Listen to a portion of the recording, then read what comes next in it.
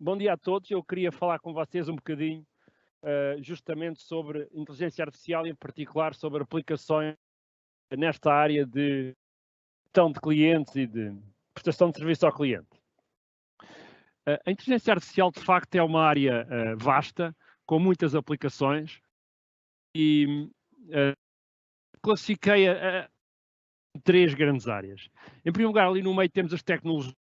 As tecnologias são antigas, como já ouviram, têm dezenas de anos, começaram a ser desenvolvidas em meados do século passado, e estas incluem técnicas de busca e otimização, que são muito importantes em problemas de logística, técnicas de representação de conhecimento, mas acima de tudo, e aquela tecnologia que faz a diferença e que está a fazer a diferença, é machine learning, aprendizagem automática.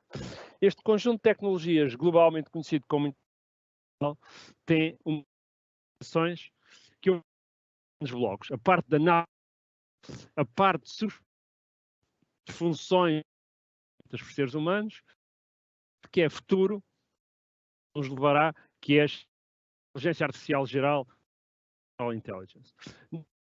Dados, há muitas aplicações para nós aqui hoje, a melhoria de clientes, todas as aplicações de marketing, selling, etc., que são, como sabem, onde está o maior valor desta tecnologia nos dias que correm, e também Natural Language Processing, portanto, processamento de linguagem, tecnologia que realmente a ganhar velocidade, que vai ser cada vez mais importante nos tempos que correm. Por trás de tudo isto está machine learning, aprendizagem automática. Bom, nós estamos habituados a pensar nos computadores como sistemas que, a partir de um programa que foi escrito por programadores, por engenheiros de software, processa não é? Processa uma entrada e gera uma saída. Esta é naturalmente como funciona um computador, todos sabemos. Aprendizagem automática, machine learning, vira isto um pouco ao ideia, é que conseguimos ter um programa, um computador a gerar o programa, se o treinarmos de entrada e saída. São radicalmente diferentes dos computadores, é uma abordagem radicalmente diferente e, obviamente, se tivermos sistemas suficientemente poderosos aqui, podemos aprender funções muito, muito variadas. E este é realmente o grande poder, a grande promessa da aprendizagem automática, e é também isto, de facto, que tem catapultado a inteligência artificial para o nível de entusiasmo que temos agora. A aprendizagem automática em si é, de facto, um conjunto de muitas áreas. O que eu referi, estava-me a referir principalmente à área de Supervised Learning, que tem dois grandes problemas, classificação e regressão, mas há outras áreas de aprendizagem automática que também são relevantes, nomeadamente toda a componente não supervisada, que inclui algoritmos de agrupamento, redução de dimensionalidade, mas que é muito importante para descobrir conhecimento quando não há um bom treinador disponível.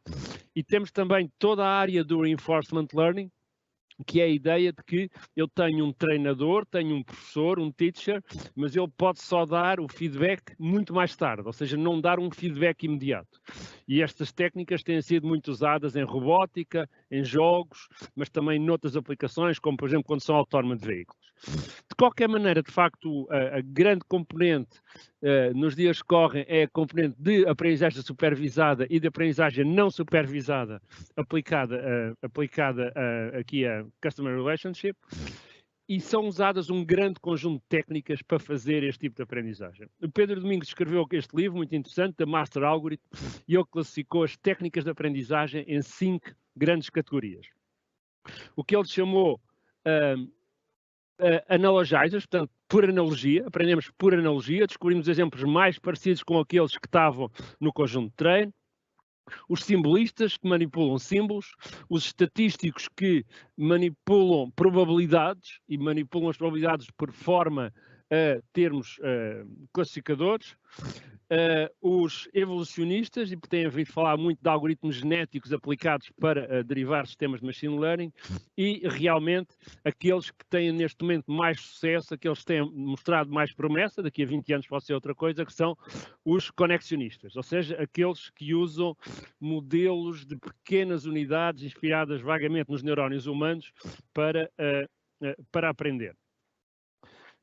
Se tiverem tempo, espreitem um livro do Pedro Domingos, é interessante, ele descreve as diversas abordagens, as diversas tecnologias que estão incluídas em cada uma destas abordagens, e muitas delas têm realmente boas aplicações, mas eu aqui não tenho muito tempo para ir aqui, e portanto gostava de vos falar principalmente naquela que neste momento é a abordagem mais importante e aquela que mais está a revolucionar a capacidade das máquinas para processarem dados. E estas são as redes neuronais.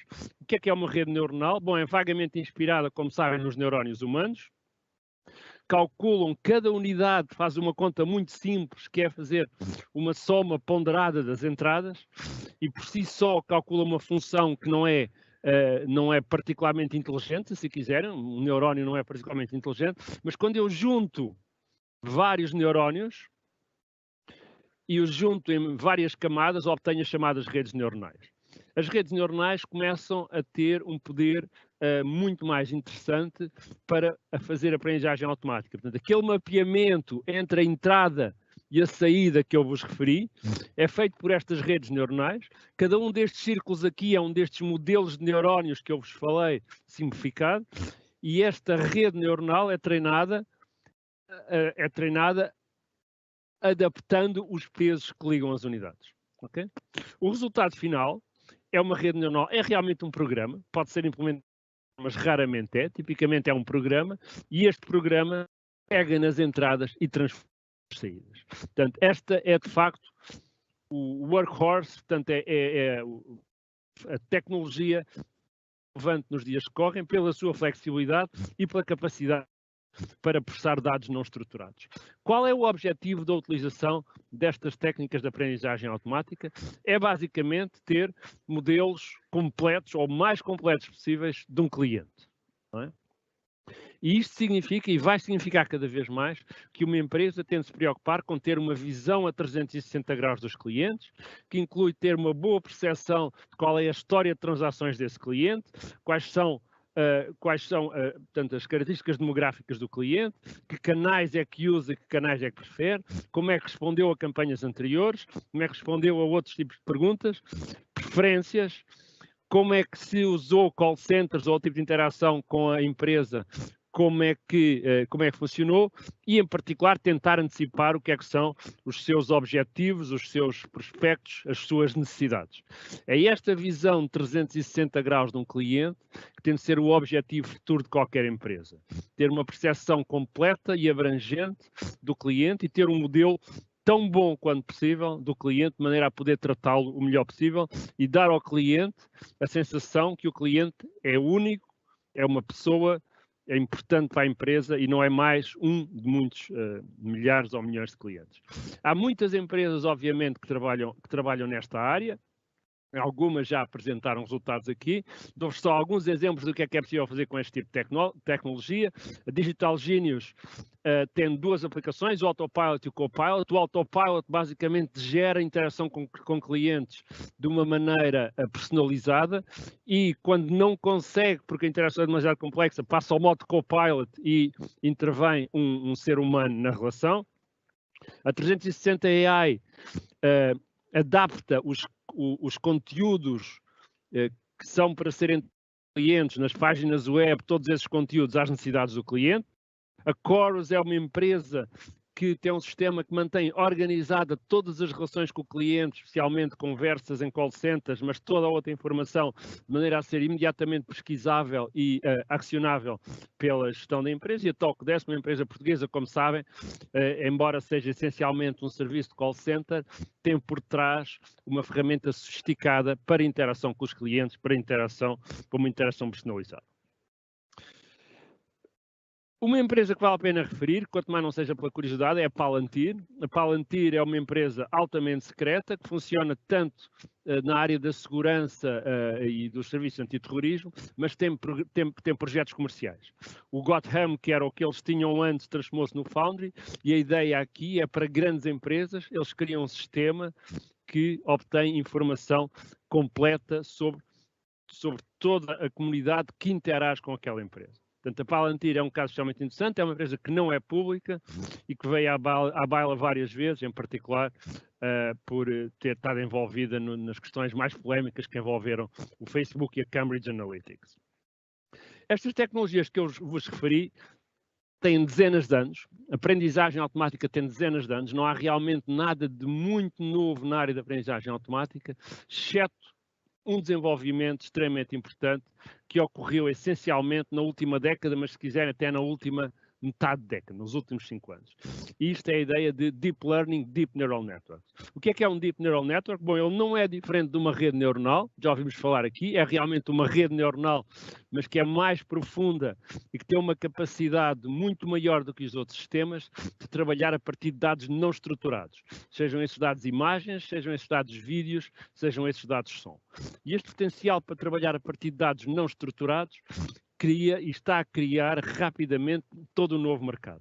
Enquanto que os sistemas de aprendizagem automática até agora tinham de agir sobre bases de dados estruturadas, onde os dados são limpos, trabalhados e de qualidade garantida, estas redes neuronais têm as redes profundas, tipicamente conhecidas por CNNs, Convolutional Neural Networks, ou DCNNs, Deep Convolutional Neural Networks, têm de facto a capacidade para trabalhar com dados não estruturados.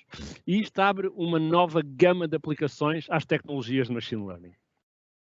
Existe um autêntico jardim zoológico de redes neuronais deste tipo. Estão ali algumas, a LeNet, a ResNet, a GoogleNet, também conhecida por Inception, a LexNet, a VGGNet. O que é que são estas, o que é cada uma destas redes? Cada uma destas redes são arquiteturas de redes neuronais que foram desenvolvidas especificamente para um certo tipo de tarefa, que tipicamente envolve o processamento de imagem e vídeo. Estão disponíveis para utilização por utilizadores finais ou por empresas que queiram pegar numa destas redes, muitas delas já pré-treinadas ou até mesmo completamente treinadas, e podem ser usadas com pequenas adaptações ou até sem adaptações em tarefas extremamente complexas. Por exemplo, reconhecimento de faces, não é? Pode ser usada diretamente e, naturalmente, as empresas depois têm a liberdade de empacotar estas arquiteturas e disponibilizá-lo como um serviço, como API, como um web service ou coisa assim. Nós temos alguma experiência de trabalhar com estas redes, em particular trabalhámos com a VNet e usámos a VNet para processar imagem médica e prever qual é a evolução futura de casos de AVCs. Portanto, isto aqui é o que resultou 3 meses no futuro da previsão do resultado de um AVC para diferentes pacientes, e à direita podem ver a previsão. Podem ver que as previsões não são exatas, mas é um problema extremamente difícil prever 3 meses no futuro qual é a consequência de um AVC, e estas previsões são melhores do que qualquer médico, qualquer radiologista pode fazer. Isto é só um exemplo de aplicação que nós desenvolvemos, mas podem imaginar, de facto, dezenas de aplicações deste tipo, em que o objetivo é basicamente processar dados não estruturados. Portanto, como eu disse, tipicamente imagens ou vídeos. A outra grande área de aplicação das tecnologias de inteligência artificial é esta ideia de que poderá ser possível substituir funções desempenhadas por seres humanos. Não é? Esta zona aqui à esquerda, e obviamente aqui tem muitas aplicações com clientes, pela simples razão que é possível substituir com grande vantagem, ou pelo menos seguramente com vantagem económica, interações de pessoas com clientes podem ser, pelo menos, parcialmente automatizadas por interações de sistemas com clientes. Obviamente, os chatbots é aquela tecnologia que neste momento está mais madura, está aí, toda a gente está a usar, mas no futuro vamos ter a possibilidade também de interações através de IVRs, e tanto substituindo os profissionais de call centers e também assistentes pessoais e todo o tipo de pessoas que prestam este serviço. Há outras profissões onde a inteligência artificial traz seguramente o impacto, nomeadamente na área legal, onde neste momento já há muitos sistemas que substituem juristas em algumas funções legais, como, por exemplo, análise de contratos ou análise de responsabilidades contratuais, e, obviamente, a muito falada e tão discutida condução autónoma de carros e de caminhões. O que é que... O chatbot é interessante porque tem uma relação curiosa com a história da inteligência artificial. Portanto, em 1950, o Alan Turing escreveu um artigo extremamente influente, onde sugeriu o teste Turing, que penso que conhecem, e o teste Turing não é mais na maneira como foi colocado, não é mais do que um chatbot que consegue passar por um ser humano de uma maneira, ou seja, que não é distinguível de um ser humano na sua interação com um cliente, neste caso, com uma pessoa, e essa interação é feita puramente através de uma interface textual. O teste foi criticado por ser muito restritivo, porque normalmente as nossas interações são muito mais ricas do que interações textuais, mas curiosamente, e aqui numa reviravolta da história, os chatbots que justamente e com, digamos, com o crescendo da utilização deste tipo de comunicação por texto com os dispositivos móveis, com as novas gerações a usar de maneira muito intensa esta comunicação textual, de facto o teste de Turing teve aqui, digamos, uma vingança e voltou com outra elan. Desde 1991 há uma competição, o Loebner Prize, e tem um prémio de $1 milhão reservado ao primeiro sistema que conseguir passar um teste destes, não é? Os sistemas têm vindo a melhorar, mas a verdade é que ainda estão longe. E estão longe justamente porque é extremamente difícil a um sistema, a um computador, a um programa, conduzir uma conversa tão geral e de forma não restrita, sobre temas não restritas como um ser humano. Vocês podem experimentar, eu experimentei, as últimas edições têm sido ganhas por um chatbot chamado Mitsuku, que está disponível na internet. Vocês podem ir lá, eu já experimentei algumas vezes, portanto isto aqui é um pequeno exemplo dessa conversa, e ao princípio a conversa até parece razoável, mas depois podem ver que rapidamente, portanto, where do you live? I live in Lisbon. It is a nice... ela pergunta, gosta de viver em Lisboa? Sim, é uma cidade simpática, o tempo é bom, mas depois percebe-se que a compreensão é apenas superficial. Temos de perceber que este sistema é o resultado do trabalho de milhares de investigadores que ao longo de dezenas de anos têm tentado desenvolver sistemas deste tipo. Ainda estamos muito longe de passar o teste de Turing, mas isso não significa que os chatbots em aplicações concretas não sejam extremamente úteis. Porquê? Porque num domínio limitado, este tipo de pergunta que faz com que a Mitsuku, em particular, perca o controle, é muito mais difícil de acontecer. Portanto, em aplicações particulares, num domínio particular, onde eu estou, por exemplo, a reservar uma viagem de avião, ou estou a reservar um quarto de hotel, ou estou a reservar um lugar no restaurante, este tipo de interação é muito mais limitado. E aí os chatbots conseguem, de facto, desempenhar a função para as quais foram projetados. Há dezenas, se não centenas de empresas que desenvolvem chatbots, além das 4 grandes que temos aqui, não é? A Microsoft, a Google, a Amazon e a Facebook. Além destas 4 e provavelmente outras, há literalmente dezenas de empresas que desenvolvem aplicações e ambientes para chatbots. Muitos deles são ainda configurados e programados de uma maneira relativamente restrita, usando alguma variação de uma linguagem que basicamente especifica ponto por ponto como é que cada um deles deve interagir.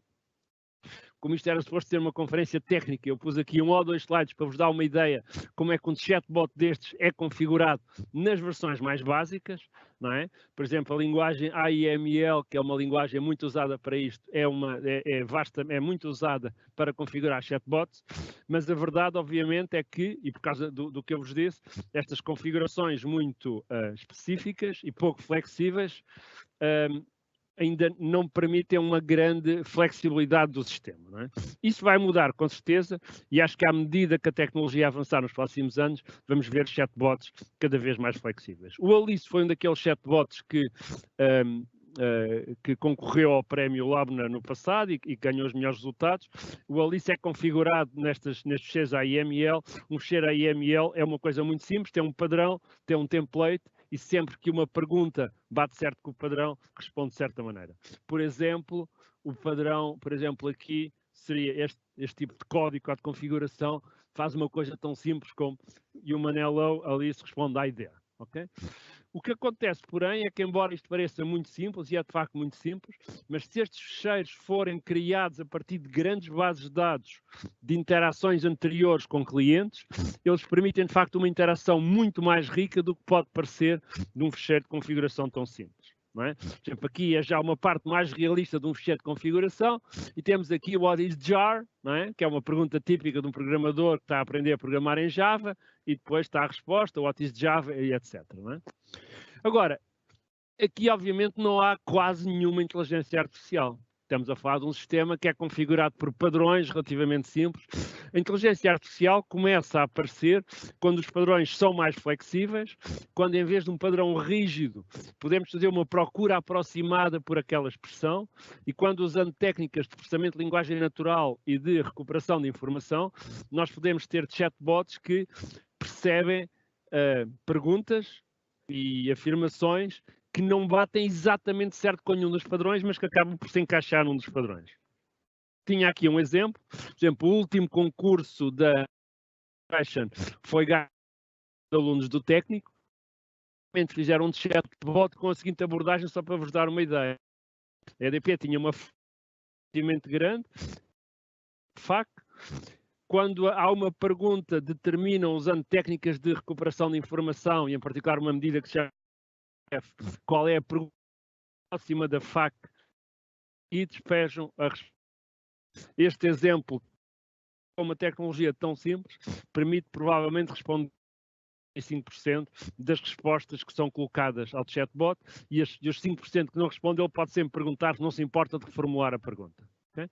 E, portanto, este tipo de à medida que a tecnologia vai avançando, é de esperar que os chatbots sejam cada vez mais flexíveis, sejam a capacidade de processar perguntas cada vez mais diferentes de um padrão fixo, mas estamos obviamente ainda muito longe de qualquer compreensão mais profunda do texto.